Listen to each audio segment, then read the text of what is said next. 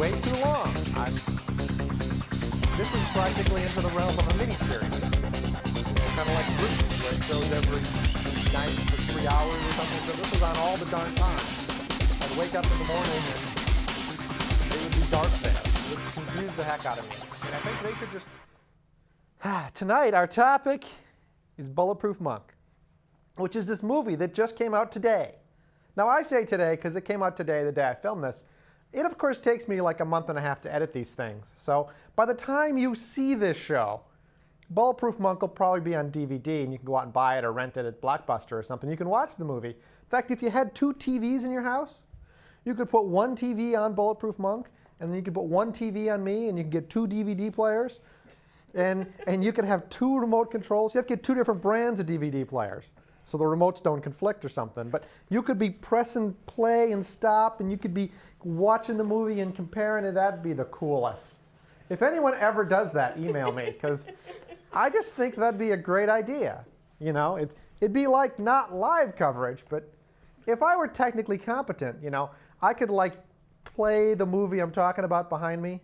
Well, I wouldn't have to just be technically competent. I'd have to have no concept of copyright laws whatsoever. But I've got Napster, and I'm told that if you can find something with Napster, it ought to be yours. You know, so like that Lord of the Rings movie, you could get that Lord of the Rings movie off the Napster thing. You could watch it before it came out in the theaters. I ought to be able to do that with this show, although I'd have to expand it because that was like a 4-hour movie. It'd be like 4 hours of Keith Explains. My voice would be terrible by the end, but no one would care because you aren't watching Keith Explains for me. You're watching it for the fabulous camera work and the great audio. I'm told there's fabulous audio on this show. We've won awards, you know, for the audio and the camera work. You should go to the website and look at them. We got pictures. Anyway, Bulletproof Monk. It's got Yun Chow Fat in it. He's a Tibetan monk. The movie opens, it's 1943, and for those of you kids that were born and they're still in high school, there was a world war happening then. It was called World War II, and that war was long. Not one of these 2-week jobbies. That thing lasted like 4 years. Now in this one, 1943, we're in Tibet. We're at a Tibetan monastery. We know we're at a Tibetan monastery because everyone's wearing those weird Hare Krishna clothes. You know, they got the pink tops, and they look really uncomfortable because they're probably unspun cotton. But in the movies they're not, because they've got actors wearing them and they've made them soft and everything. But we're there. We're in the Tibetan monastery. They're 2 of the little monkey boys. They're fighting on a bridge over a deep precipice with the big sticks, whack, whack, whack, whack, whack, and they're jumping through the air. They're doing the cool, whatever you call that kind of cool, running up building stuff. They're fighting. They're fighting to the death. You're thinking, man, this is cool. Movie open with an action scene. Because guys really look for movies that open with action scenes. Action scene, action scene, action scene, nearly naked girl. Action scene, action scene, action scene, nearly naked girl. Action scene, ending. Is a perfect movie for a guy. Because a guy will see that and he'll go, that was cool. There was a lot of action and there was a nearly naked girl twice. And that would count as a 7. But here, we got the 2 guys on the bridge. They're fighting. And then we discover they're not enemies. They're actually, one of them's a teacher and the other one's a student. And he's like, oh, you're a great student. I think you're ready. And you're like, ready for what? And he's like, oh, blah, blah, blah. You must protect the scroll. And you're like, I've never heard of this scroll. Which is obvious because we are not versed in Tibetan mythology and lore. We're great at American mythology and lore because we're in America. Apparently in Tibet, they got a magic scroll. If you read the scroll, you get to be God. And I'm thinking, where does this scroll come from? I mean, do you just find this scroll in the forest one day? Just, oh, look, it's a scroll. What does it do? Don't read it. If you read it, you might be God. No, that's not what the magic's, where'd it come from? No one knows. But they got a magic scroll. You read it, you're God. And apparently this one Tibetan monk, not the Yun Fat Chow monk, but another one, he's been protecting it for 60 years. And you're thinking, God, he looks kind of young for a 60-year-old plus protecting a scroll guy. And in fact, he is, because the scroll is magical. It's been keeping him young because he's been protecting it. And now he said, it's time to pass this on to you, Mr. Yun Fat Chow. So they do this cool, puts his hand in his head, there's cool light effects. And now Mr. Yun Chet Fo he's the protector of the scroll. And the guy that was fighting him that looked young and vigorous, now he's an ancient guy. Looks like, well, he's got to be 70 or 80 because he had 60 years when he didn't age at all. And now, meanwhile, at this exact instant, you cut to outside the Tibetan little monastery thing, and there's Nazis there. And Nazis are great in movies because when you see a Nazi in a movie, you instantly know they're evil. Like you just see a guy in an army uniform, might be evil, might not be evil, you don't know. Unless it's a Nazi uniform, in which case you go, oh, he's totally evil. And in fact, they are totally evil because they have come to the monastery to steal the magic Make You God scroll. I don't know how they found out about the Make You God scroll. It seems to me if you had a monastery, you had a Make You God scroll in it, you would never mention it. You would not be telling people, oh yeah, back at the monastery, we got a scroll. You read it, makes you into God. Because that's just going to attract tourists. People are going to come by, they're going to knock at the door. Can we see the scroll? Like, no, you can't see the scroll. Like, why can't we see the scroll? Well, if you accidentally snatch it and read it, you'd be God. So we got Nazis. And the Nazis decide to come in and they shoot a whole bunch of people because they're evil Nazis. And they want to steal the scroll. Now we got the new boy as the scroll's protector, and he manages to beat all the Nazis except the one leader, Commander Nazi, who has a tiny little gun. I mean, like, Nazis you'd think would have big guns, but this guy has a tiny little Nazi gun. And like he's trying to shoot the monk, and the monk is far away, he's standing at the edge of a cliff, the Nazi shoots him, bullet hits the monk, and the monk is like, I've been shot. Now immediately you're thinking I thought he was bulletproof. The title promised me bulletproof. Bulletproof Monk. I mean, there's only 2 words there. It's not like I'm going to miss the word bulletproof. You know, it's not like a long paragraph where, you know, like on the SAT, you get to the end and you've forgotten what the first sentence is. No, 2 words, bulletproof monk. We can tell he's a monk. He's got the orange thing on. He ought to be bulletproof. I mean, maybe he's got a bulletproof thing under it, but no, he gets shot. Then he jumps off the cliff, and then the Nazi goes to look for him, and he's not down there. And then the screen fades to black, and then it goes San Francisco 2003. Now someone in my crew says it's actually Toronto. And I'll agree they never mention that it's San Francisco. But here's how I know it's San Francisco. Toronto. It's San Francisco. Toronto. It's San Francisco because it's got Chinese and Tibetan guys in it. And the only place in America you have Chinese and Tibetan guys is San Francisco. They live in Chinatown. They got Chinatown in Toronto. No, they don't. Plus, I looked at the website, and the website says San Francisco. Toronto. Now, see, it's based on a comic book, and the comic book took place in San Francisco. So when they were writing the adaptation for the screen, and I'm told that this is not terribly close to the actual comic book at all. Like the title is the same, and the fact that there's a monk who's kind of bulletproof is the same. But otherwise, there's not a lot in common between the comic book and the movie. But again, this is one of the movies that someone went to a Hollywood executive and said, we got a great idea for a movie. And the Hollywood executive went, action, action, action, naked girl, action, action, action, naked girl, action. And they went, well, it'll be mostly like that. But we've thought we'll get that guy from Crouching Panther, Hidden Lizard, and he'll do all these weird kung fu things, but we'll call him the Bulletproof Monk, because people will shoot at him and won't be able to hit him. He'll be bulletproof.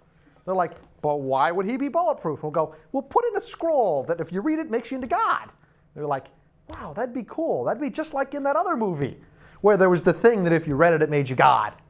You know, where with the Nazis and the submarine, and the whip and the Indiana Jones. I mean, just like that, but we'll do it with kung fu instead of a whip and a hat. And the movie executive was like, that'd be great, because that last movie just raked the money in. So they're making the movie. Now it's in San Francisco.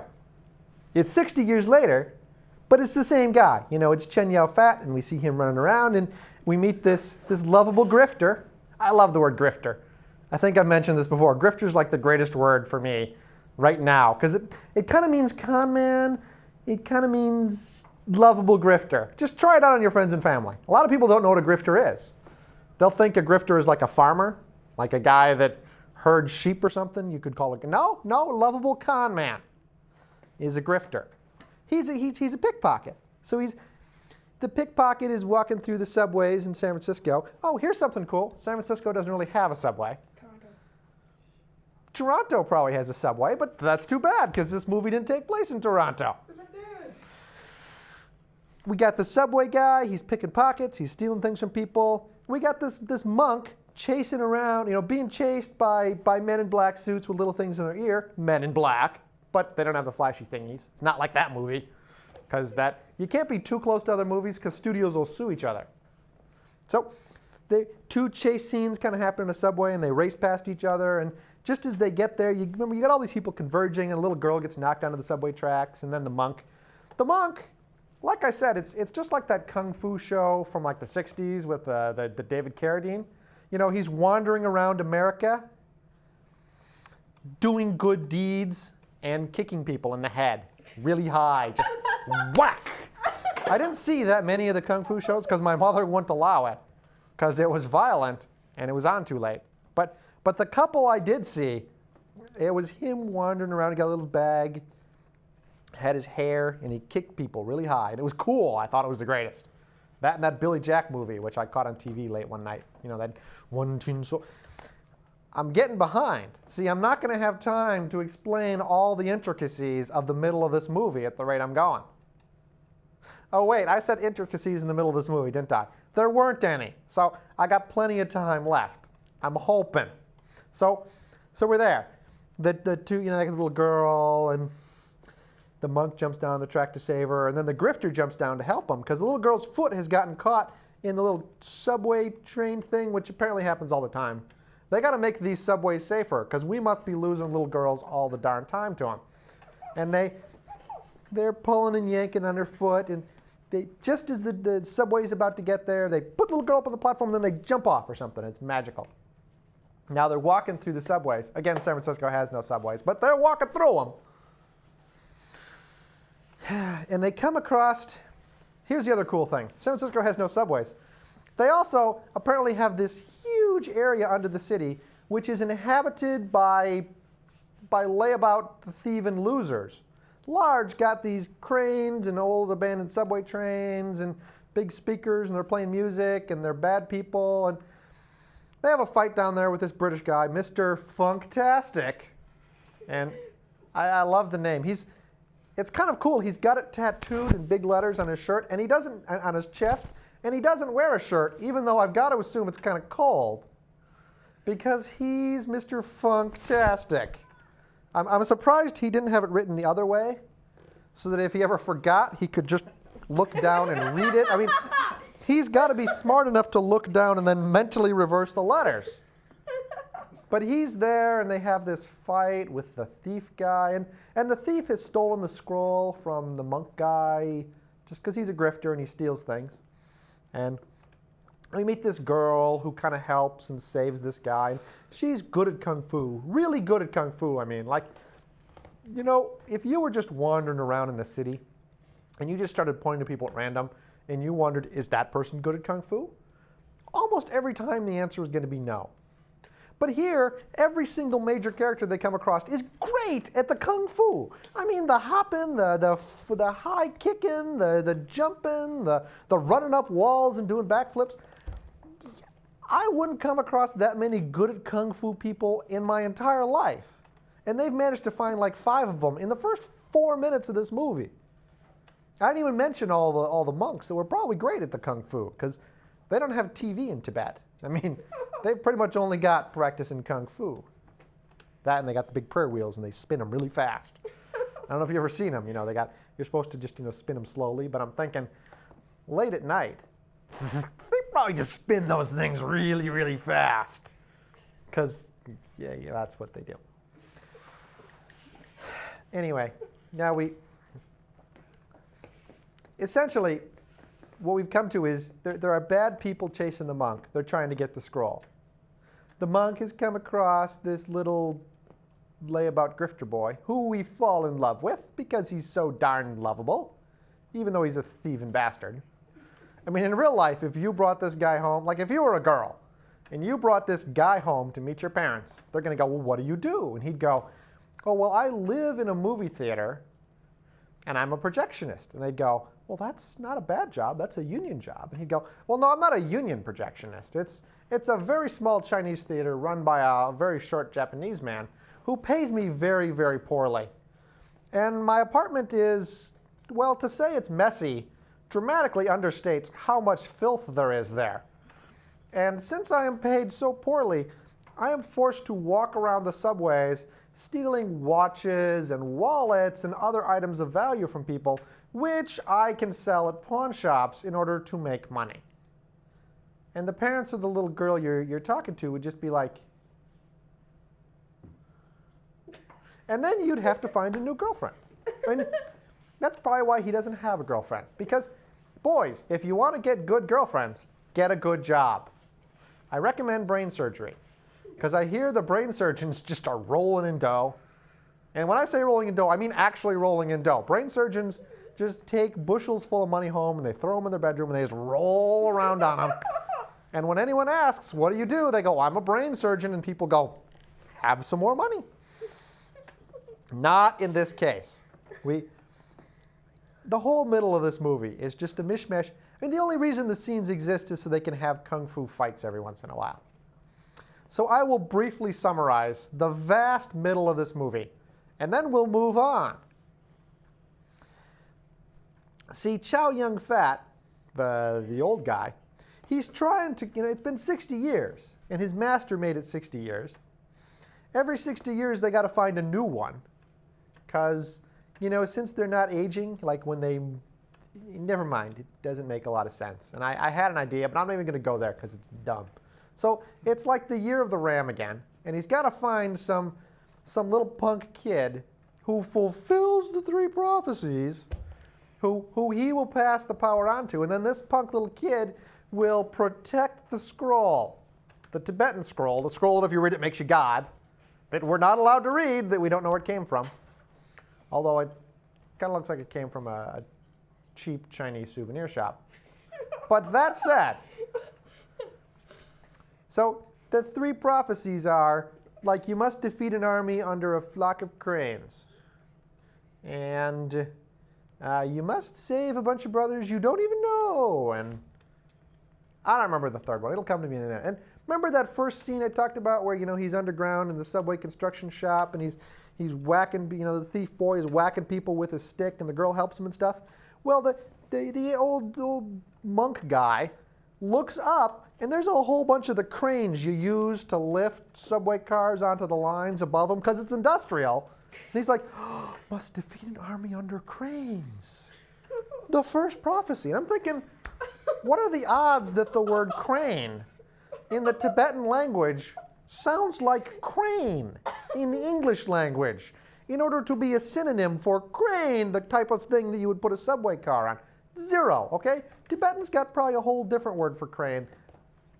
This is dumb, doesn't make any sense. And that whole third thing, like near the end, you must rescue a bunch of brothers you don't even know. Well, there's a monastery in San Francisco, and it's run by a guy, and the monastery is training the next candidate for the power, and the next candidate for the power turns out to be a weasel.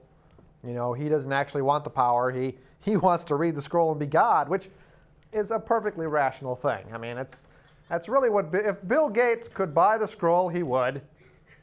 Probably doesn't need to. He's probably got one already.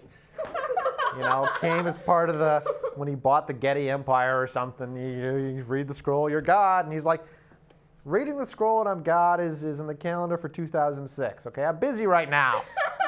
I'm crushing the world. Whole middle of this movie is just kung fu fights, and then walk into the place there'll be the next kung fu fight. And there's a theater owner who gets killed, and there's this girl. Remember I mentioned the girl, you got to have a girl in a movie. She turns out to be much more involved than you'd think, because originally she's just kind of slutty. But later, she's lovable. She's not slutty, she's very smart. Oh, and she's the daughter of a Russian mafia guy who's in prison, and she's got a house filled with explosives, and she's got an armored SUV, and she's great at kung fu. You're like, where do you find girls like this? I have met a lot of people in my life. I have never met anyone that had a house filled with explosives, nor that had an armored SUV, to say nothing of people that are good at kung fu, and she's all of these things. So again, just kung fu fight, kung fu fight. You know, they got a kung fu fight in a kind of in a warehouse after young fat Chew boy has decided to train the thief in martial arts, and he gives them all the Tibetan, you know, in order to understand motion, you must first be at rest, and you know, if you have soup for lunch, you should have dinner with fiber, that kind of thing. You know, ancient Chinese wisdom that's just, and they're doing the fighting training thing, and then, you know, a helicopter with the bad guys comes by with a side-mounted machine gun. Now keep in mind, this is in the middle of San Francisco. So like, you got to think if there's a helicopter flying around machine gunning a building, someone's going to call 911 and go, next door in the warehouse, there's a helicopter flying around with a machine gun and it's making a lot of noise. And I paid a lot of money for this loft. I would really, really like it if you could have them quiet down. And the San Francisco police would be like, we'll get someone right out there, sir. And they do it, because San Francisco doesn't screw around unless you steal fajitas from somebody at midnight and you're the son of a cop or something. So you kind of, remember, they're evil Nazis, and the people trying to get the scroll from Yun Chao Fat turn out to be that Nazi that, you know, attacked the monastery in 1943. You know, he's still alive. He's like 90 now. He's old. He's wrinkled. He's got a daughter who's tall and German and got blonde hair. You know, exactly like Hitler predicted. You know, and she, well, not a daughter, granddaughter, because the daughter, of course, would be like 50. But you know, the evil German daughter is good at kung fu, and they're running, I don't remember, it was a human rights group or something, but they're searching for the scroll. I'm thinking, how did some random German from 1943, who I gotta think didn't have a lot of nothing, how does he have enough money 60 years later to have spent the entire time trying to search for this darn scroll and be hiring guys with little earphones and running human rights organizations and raising the master race? And this does not happen except in movies. Anyway, so the Germans, you know, eventually they capture all the little monks, and they capture the Bulletproof Monk, and they attach him to a contraption, kind of like that thing in Star Wars where, you know, they had the 3PO, and they're zapping him with electricity, and they're using the brain-sucking rays on him and stuff. And the thief and his girlfriend, they come to rescue him, and they're racing through tunnels, and the girlfriend and the tall German blonde woman, they have a kung fu fight, wah, you know, with chicks. Because if you got a movie with chicks in it in kung fu, you got to have a kung fu cat chick fight. You just gotta. It's the law. So they have that fight, and you know, cool little J girl beats German kung fu girl, because good always triumphs. And Mr. Thief Boy, they have another kung fu fight on the roof. German boy has managed to read most of the scroll, and it's made him young again, which is kind of cool. If you have a scroll that makes you God, if you read the first 3 stanzas of the 4, it makes you young and very good at kung fu. Because now German boy has a kung fu fight on the roof with Mr. Chung Fu Fat Monk Boy. And the thief is up there, and they fight, and you know, the thief manages to jump and catch himself and swim through the air and do the cool little spiral thingy. And again, exactly what you'd expect from a kung fu movie. So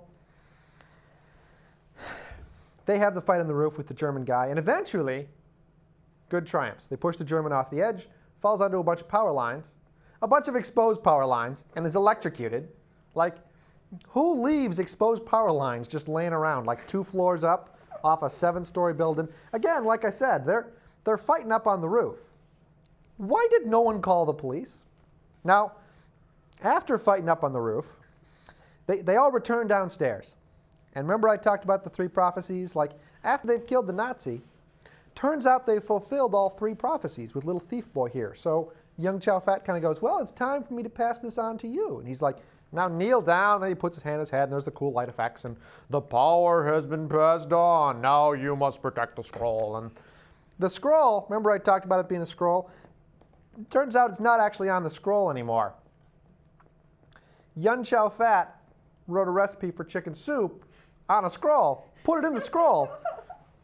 He had the actual scroll tattooed on his chest.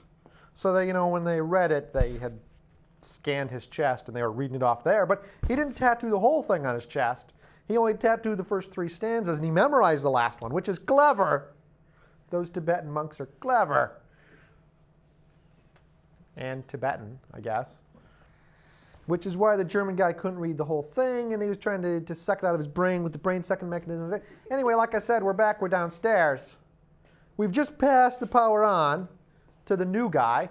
So now Yun Chao Fat suddenly looks like he's about 80, because he probably is. Because he's aged instantly, and he's old, and he's wrinkled, and maybe the makeup people had a heyday that day. And now we pass the power on. What happens? The Nazi walks through the door, and you're like, didn't he fall onto power lines? Yes, he did. But apparently, if you've read the first 3 stanzas of the Make You God scroll, not only are you great at Kung Fu and young again, but you can survive being dropped onto power lines. Will wonders never cease? It's the greatest thing. I don't know where the Chinese get this stuff. I mean, all we in the West have invented are personal computers and porn. They over there, they have everything. I mean, they got a Make You God scroll. They're just keeping it in a little monastery. I mean, it's not even important. So now the Nazi comes in, and he's got his little Nazi gun again. I mean, it's got to be 60 years later. Hasn't this man ever thought of buying a big gun, like a big American gun? We have the Second Amendment. You're allowed to carry around a cannon, I think. But no, he's got the little Nazi gun. He decides to shoot people, and he shoots at the little, I am the new power guy, the little thief guy. And then the little thief guy does the cool, jump, dodge through the air, and you can see the bullet coming at you. You haven't seen these kinds of special effects in movies ever before. Where the bullet travels really slow, and you can see the waves of the shock wave coming off it, and you're dancing out of the way, and you're spinning, and then you kick the Nazi into a very tall statue. I didn't recognize the statue. It had something to do with human rights. So if I were well-versed in the arts, I would recognize this. Well, that's the statue of Philomonides, who's the patron saint of human rights. And then that's what crushes the German, okay? But I got no idea what the statue was. It's just a tall statue of a Greek guy. Looked kind of screwed up, except it's got these pointy bits. And when it tips over, the pointy bits stab the German, and he dies. Now, apparently you can throw a German who's read the first 3 stanzas of the Make You God scroll onto power lines. Doesn't hurt him. Doesn't even scorch him. But if a human rights statue with pointy bits falls on him, he's dead now. And we know he's dead because he gets old really quickly and wrinkly again. Old like a German guy. So he's dead. Now you cut back to the Chun Fat soup boy. And he's talking to the new power boy. And remember the German shot, and he jumped through the air and he dodged the bullet and stuff. But the girl, see, he was shooting at the old Chun Fat boy because he didn't know the power had been transferred, because Germans aren't bright. That's how we beat him in the war. But the girl jumped in front of him, and so she's been shot. Now she's dead. And this is too bad. I mean, it's not really too bad, because technically he's a monk now, and he's not going to age. So, she's a young girl, but 60 years from now, he's still going to look young, and she's going to look old, and she's going to hate that. But no, it's not the problem, because turns out she's also got the magic thing tattooed in her chest, and she caught the bullet, because see, it wasn't one person that the power got transferred into, it got transferred into both of them. See, now they're a couple. Now they both don't get old for 60 years, and now they get to wander America doing good deeds for people. And I assume we'll film a TV series about him, just like that David Carradine. Then it came back, and it was someone else. It was Kung Fu, the reunion, or something. And oh well, that's the Bulletproof Monk movie.